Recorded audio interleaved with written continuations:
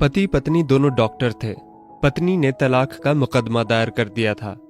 Family court में फैसले से एक दिन पूर्व जज ने एक और अंतिम मौका देते हुए दोनों से बारी बारी अकेले में सवाल जवाब किए।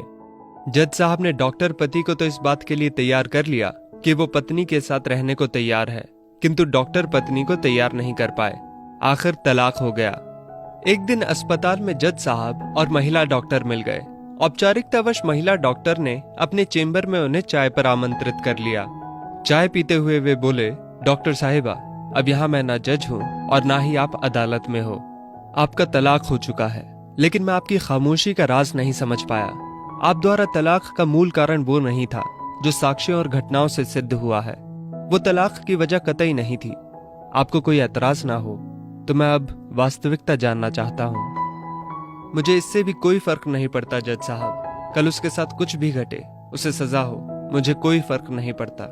मैं बस उस वहशी से मुक्त होना चाहती थी।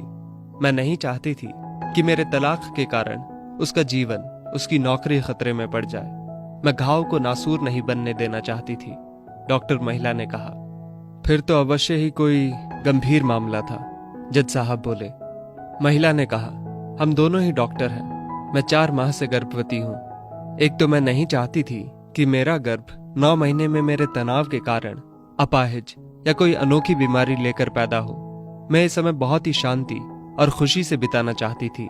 हर तनाव मुझे स्वीकार था, किंतु हद तो तब हो गई जब। इतना कहते कहते महिला रुक गई।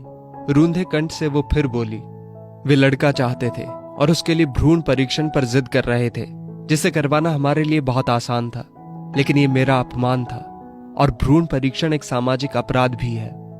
ओह, जज साहब के मुंह से निकला। हाँ, इसीलिए मैंने तलाक का ये कारण नहीं लिखा था। मुझे तो आसानी से तलाक मिल जाता, किंतु उन्हें सजा हो जाती। उनका भविष्य अंधकार में हो जाता। अपने पेशे से वे बहुत मेहनती और ईमानदार हैं, इसलिए मैंने मूल कारण को अलग रखा। सजा उन्हें दिलवानी थी, उनके पेशे को नहीं। इसके अलावा भी डॉक्टर होने के साथ साथ पारिवारिक सामंजस्यता के अभाव से भी मैं उनसे ही नहीं, परिवार से भी बहुत प्रताड़ित हो रही थी। इसलिए इस कारण को अलग रखते हुए मैंने तलाक का अन्य कारण लिखा था। यह हथियार तो मेरे पास ब्रह्मास्त्र की तरह कभी भी इस्तेमाल करने के लिए सुरक्षित था, महिला ने कहा। इतना होने पर भी तुमने उस आदमी को बचा लिया जो भविष्य में किसी दूसरी स्त्री के लिए अभिशाप बन सकता है, जज साहब बोले। हम सामाजिक प्राणी हैं, ईश्वर पर आस्था रखते हैं, भविष्य के सुंदर स्वप्न देखते अवश्य हैं, किंतु जीते वर्तमान में हैं। कर्मण्येवाधिकारस्ते गीता के संदर्भ को ध्यान में रखते हुए भविष्य के अच्छे बुरे कर्मों का हिसाब किताब ईश्वर पर छोड़ देते हैं। मुझे तो बस गर्भ में पल रही अपनी संतान के भविष्य के ताने बाने बुनने हैं, किंतु वर्तमान तनाव रहित और खुशनुमा जीना है। उसने आगे कहा, ऐसी अन्य कुरीतियों के विरुद्ध नारी को ही पहल करनी होगी। ऑपरेशन का बुलावा आ गया था। जज साहब से क्षमा मांगते हुए वो ऑपरेशन थिएटर की ओर चल दी।